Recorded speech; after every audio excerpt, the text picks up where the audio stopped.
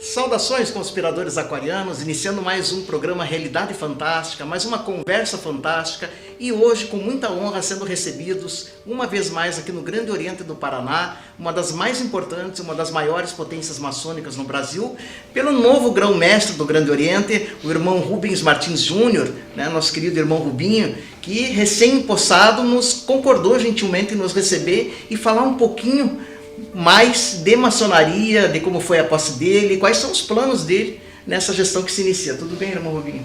Tudo bom, é uma satisfação poder manter um contato onde a gente possa explicar e conversar um pouco mais a respeito da maçonaria, assim como também da importância do momento que estamos vivendo do ponto de vista da maçonaria do Paraná no contexto nacional e internacional. Perfeito, irmão Rubinho.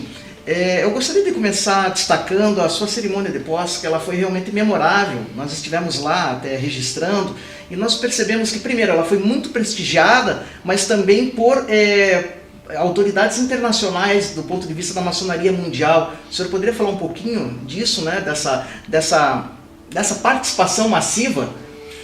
Sem dúvida alguma, foi uma cerimônia de posse onde nós tivemos uma representação muito importante da maçonaria internacional e nacional. O trabalho desenvolvido dentro do Grande Oriente do Paraná no transcorrer dos últimos anos foi a causa específica de tal manifestação e comparecimento de autoridades respeitadas em toda a maçonaria internacional. O trabalho do nosso grão-mestre adjunto, o Christian, ele vem sendo feito já há algum tempo e com um apoio muito grande do Krainsky, que efetivamente estava deixando o grão-mestrado naquela oportunidade. Isto trouxe essa representatividade maior à nossa posse. É um trabalho que não é feito há pouco tempo, é um trabalho de muito tempo, plantado durante muito tempo, e o nosso grão-mestre adjunto, como o representante de relações internacionais, não só do Grande Oriente do Paraná, mas assim como também de outras instituições maçônicas, tem atuado de uma maneira muito forte a nível internacional, o que deu efetivamente uma presença marcante dessas autoridades e que enobrece o trabalho que é feito pelo Grande Oriente do Paraná no transcorrer dos seus anos. E uma coisa muito bonita que nós vimos lá também, sendo prestigiada por autoridades civis e militares, que estiveram ali prestando o seu respeito à maçonaria, à sua nova gestão. Isso também mostra um pouco essa nova tendência da maçonaria em estar um pouco mais aberta à sociedade? A maçonaria tem na sua história um período onde ela foi secreta. Em decorrência das perseguições, de uma série de situações que houveram em passado já um tanto distante, ela tinha por obrigação de ser secreta, porque nós tivemos participantes da ordem maçônica dizimados nas nossas situações anteriores. No transcorrer do tempo, ela passou a ser discreta, e ela vem sendo discreta há algum tempo, onde já existem manifestações, onde ela se envolve em algumas situações, de maneira discreta, trabalhando sem evidenciar que a maçonaria está ali presente, mas também tendo ações importantes na parte educacional, na parte filantrópica, e muito preocupada com o momento atual no Brasil, ela deve se tornar mais concreta. Então ela passou por um período onde ela era secreta, passou a ser discreta, agora é no momento dela se tornar mais concreta na vida do nosso país. Então eu acredito que o maçom pessoas dignas, pessoas de bons costumes, pessoas que são eleitas dentro da comunidade para poder participar de uma ordem específica, tem muita capacidade. Nós temos dentro das nossas linhas da maçonaria pessoas de conhecimento, de expertise suficiente para poder, através da sua atividade profissional, da sua atitude no mundo que nós chamamos de profano, que seria o mundo onde não são de pessoas maçons, eles desenvolverem um trabalho que possam trazer um benefício para a população. A maçonaria é uma ordem de educação, é uma ordem de instrução, é uma ordem de crescimento, tanto da parte de filantropia como da parte filosófica, crescimento espiritual. É um local onde você vai se talhar, você vai se construir, se reconstruir. E através desse trabalho, dessas pessoas, nós podemos atuar de uma maneira mais eficaz, de uma maneira mais forte dentro dos conselhos municipais, dentro dos observatórios. Aliás, o observatório que foi criado por um maçom aqui no Brasil passou a ser criado a partir de Maringá por um maçom, e ele foi se espalhando por todo o país num trabalho que tem como resultado uma ajuda muito grande à administração das diversas cidades dentro do nosso país. Então, a maçonaria já faz de uma maneira mais discreta esse trabalho, mas eu acredito que está no momento de nós termos uma participação mais concreta. Isso me chamou a atenção no seu discurso de posse, grão-mestre, quando o senhor fala dessa maçonaria mais concreta, né? O senhor poderia delinear um pouquinho mais, que eu imagino que isso vai balizar a sua gestão, né? À frente do Grande Oriente do Paraná, essa maçonaria mais concreta. O senhor pretende multiplicar esses contatos com a sociedade, essa inserção da maçonaria na comunidade, reforçar o que já vem sendo feito? São duas questões importantes. A maçonaria a nível do reconhecimento internacional, o Grande Oriente do Paraná a nível do reconhecimento internacional, e uma outra questão que é o próprio trabalho junto às lojas, as nossas lojas. São 157 lojas espalhadas pelo Paraná, e que nós podemos trabalhar com todos os maçons para nós estarmos inseridos de uma maneira mais forte no contexto da atualidade. Eu não falo em ser político, em ocupar cargos específicos ou de qualquer discussão político-partidária, muito pelo contrário. Agora, as ideias, a troca de ideias, a elaboração de discussões a nível de ideias, de planos de trabalho, isso o maçom deve fazer parte. Ele tem que estar envolvido com isso. Não são discussões político-partidárias, porque nós vivemos um momento triste da política no nosso país, certo? E quanto mais nós nos envolvermos dentro de cargos e funções políticas, pior seria se nós estivéssemos nesse nível. Claro. Por outro lado, o fato de nós estarmos vigilantes, estarmos atuando, buscando sim as elaborações de trabalhos concretos voltados ao engrandecimento da população, aos novos caminhos para a população, esse tipo de trabalho ele vai sim ter seu lugar, sua hora de ser apresentado e a contribuir efetivamente com a vida da nossa população de uma maneira geral. Dois pilares da maçonaria, grão-mestre, muito batidos dentro da organização, é a questão da justiça e da perfeição, e é o que a maçonaria procura, creio, criar nos seus afiliados, né? Cidadãos de bem que possam contribuir com a sociedade, como o senhor está falando. O senhor crê que mais pessoas estão aptas a se tornar maçons? A maçonaria está aberta a receber para aquela pessoa que está nos vendo e gostaria de ter o desejo de repente conhecer o Grande Oriente, se tornar, se afiliar à fraternidade? É fácil se tornar maçom? Acho que a pergunta é essa. Para você ser maçom, você precisa de um quesito básico: acreditar no Ser Supremo, no grande arquiteto do universo que nós colocamos, que é Deus. Esse é o primeiro requisito. O segundo requisito é que você tem que ser livre e de bons costumes, livre de pensamento e que tenha costumes, bons costumes, reconhecidos pela sociedade de uma maneira geral. Então não é difícil. A nossa população é uma população que ela vive dentro desses preceitos, e temos muitas pessoas dentro da população no Brasil que podem se tornar maçons, desde que efetivamente comprovem esses três quesitos básicos que são exigidos pela ordem maçônica. Perfeito. O senhor falou do Grande Oriente e dos acordos que foram estabelecidos, inclusive na sua cerimônia de posse, que está ampliando a influência, né, do Grande Oriente em nível de mundo. O senhor tem como nos falar um pouquinho mais desses acordos que foram fechados, desse reconhecimento internacional, que é uma conquista de vocês, né, que estão de parabéns, inclusive? Os Grandes Orientes Independentes, que pertencem à Confederação Maçônica do Brasil, têm trabalhado muito a nível dos reconhecimentos internacionais e do relacionamento internacional. E o mais importante dentro dessa situação não é única e simplesmente o reconhecimento através de um determinado documento, mas sim a abertura que existe para participação em eventos e discussão da atualidade a nível mundial.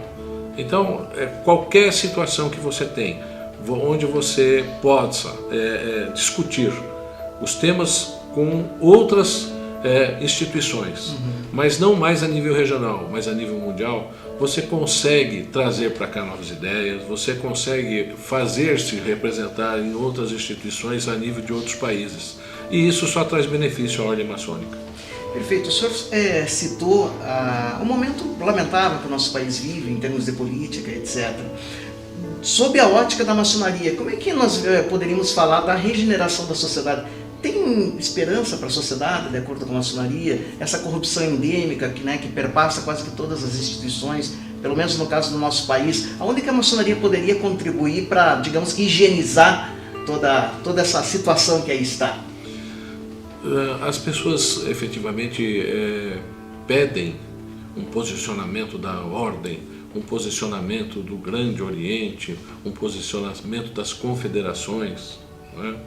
E esses posicionamentos, eles na realidade, eles são feitos e manifestos a todo dia, através do posicionamento dos nossos irmãos na sociedade. Então o trabalho do maçom é o trabalho realizado diariamente. E você vê o maçom envolvido nas causas políticas, nas causas filantrópicas, no trabalho que existe de toda uma sociedade. Então esse trabalho que deve ser potencializado, esse trabalho que deve ser estimulado, para que a gente possa participar de uma maneira mais contundente, trazendo para a ordem pessoas de bons costumes e fazendo com que também, dentro da população de uma maneira geral, dentro do mundo chamado profano, o maçom possa trabalhar de uma maneira melhor, colaborando com a instrução, colaborando com a informação, colaborando com novas ideias, discutindo um novo Brasil.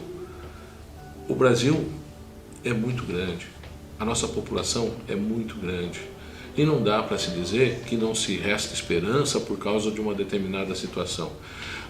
Podemos até observar que nos últimos tempos, até o mercado financeiro se dissociou do mercado da questão política. De fato. Né? Nós vimos recentemente que a questão política se tornou tão banal, a questão ela adquiriu um ponto de se concluir que dentro dos nossos poderes a coisa está tão danificada que o mercado começou a reagir de uma maneira diferente, o país está começando a reagir de uma maneira diferente, a população está se organizando e trabalhando de uma maneira diferente.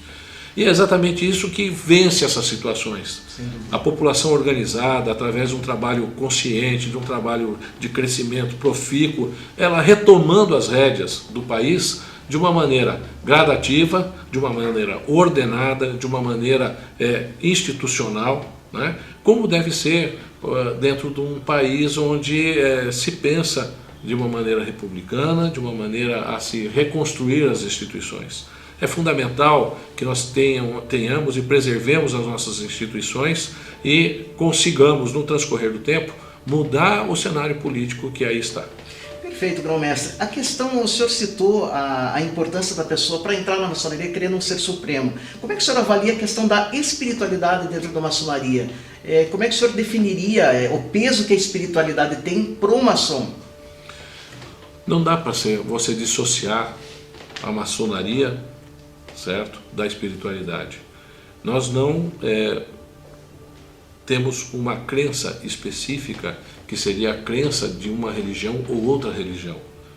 Mas o desenvolvimento do ser humano como um todo, ele evolui e conforme ele vai mais evoluindo em sua vida, mais efetivamente espiritualizado ele vai sendo. Dentro dessa situação, essa linha de raciocínio ela não existe uma dissociação. Existe na realidade um caminho em que a espiritualidade, o espírito, ele efetivamente se sobrepõe à matéria. E nessa situação dele se sobrepondo à matéria, é o caminho que nós buscamos dentro da nossa vida, dentro da nossa família, dentro do nosso lar, dentro da nossa vida em comum, assim como dentro da ordem maçônica. Quer dizer, buscar melhorar o ser humano, esse é o papel da maçonaria. O verdadeiro papel é fazer com que cada um dos seus participantes se torne melhor, se torne um homem melhor, que o amanhã seja melhor do que hoje, e que o hoje, que foi melhor, que está sendo melhor do que ontem, sejam reflexos de um trabalho que vai sendo construído, um trabalho pela ordem e um trabalho dentro do seu próprio templo interior, onde você vai efetivamente se polindo, melhorando como pessoa dentro da sua casa, dentro da sociedade, dentro da comunidade de uma maneira em geral. Falando um pouquinho, grão-mestre, da sua trajetória dentro da maçonaria, eu não sei há quantos anos o senhor está na ordem, o senhor poderia dar uma declaração para o pessoal que está acompanhando das transformações que a maçonaria trouxe na sua vida, no que lhe ajudou, não só na profissão, mas também no lar e em outros setores da vida? Eu acho que a primeira questão que você tem você não vai buscar na maçonaria uma ajuda. Você faça parte da maçonaria como uma pessoa atuante e ajudando o seu próximo e ajudando a sociedade.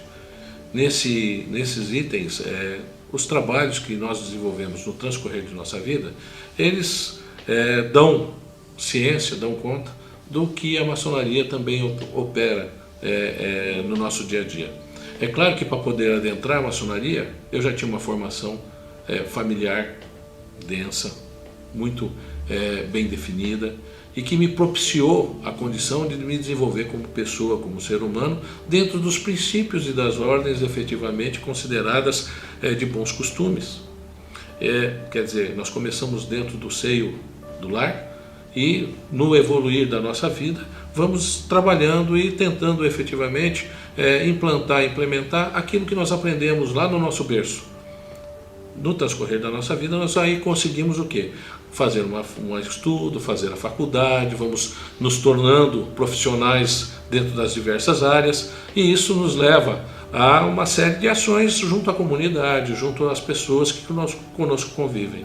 Esse é o trabalho do maçom, é fazer com que a gente cresça do ponto de vista de ser uma pessoa melhor a cada dia, e as pessoas que com ele vivem passem também a melhorar a cada dia.